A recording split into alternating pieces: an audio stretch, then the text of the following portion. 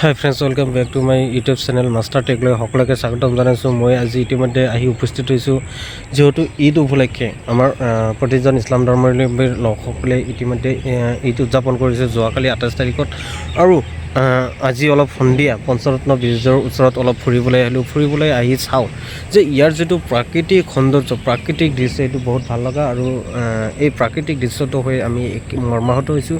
আৰু এই মৰ্মাহত হোৱাৰ কাৰণে আমি এখন মোৰ এটা মনত এটা প্ৰশ্ন উঠাই হ'ল যে যদি আমি এই ভিডিঅ'টো আমি আমাৰ অসমৰ লগতে ভাৰতবৰ্ষৰ বিভিন্ন ঠাইত থকা ব্যক্তিসকলৰ বাবে যদি আমি ভিডিঅ'টো ৰেকৰ্ড কৰি পঠিয়াওঁ, তেওঁলোকে নিশ্চয় ডেফিনেটলি এই ভিডিঅ'টো চাব পাৰিব আৰু তেওঁলোকে নিশ্চয় ইয়াত অহাৰ কাৰণে আগ্ৰহী প্ৰকাশ কৰিব।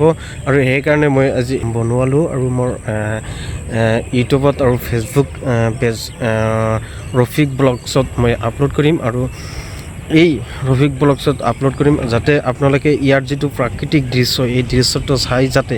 আৰু মই এটা কথা স্পষ্টকৈ ক'ম যে ইয়াৰ যিটো টুৰিষ্টৰ কাৰণে আচলতে অসমৰ ভিতৰত গোৱালপাৰা জিলাখন এক টুৰিষ্টৰ কাৰণে এটা প্লেচ হৈ আছে আৰু ইতিমধ্যে হৈছে আৰু আপোনালোকে যিহেতু এইটো হ'ল পুৰণা এখন দলং, এইটো হ'ল নৰনাৰায়ণ সেতু।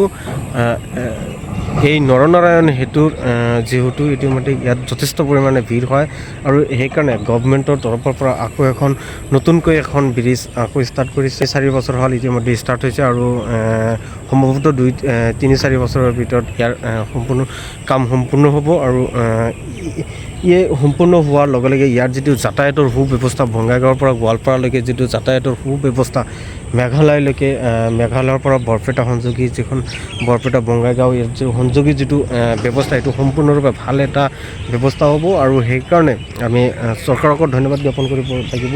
আৰু যিহেতু আমি ইতিমধ্যে আহি ইয়াত উপস্থিত হৈছিলোঁ, সেইকাৰণে এটা ভিডিঅ' বনালোঁ। আপোনালোকেও মোৰ ভিডিঅ'টো শ্বেয়াৰ কৰিব, লাইক কৰিব, কমেণ্ট কৰিব, মোৰ চেনেলটো ছাবস্ক্ৰাইব কৰিব।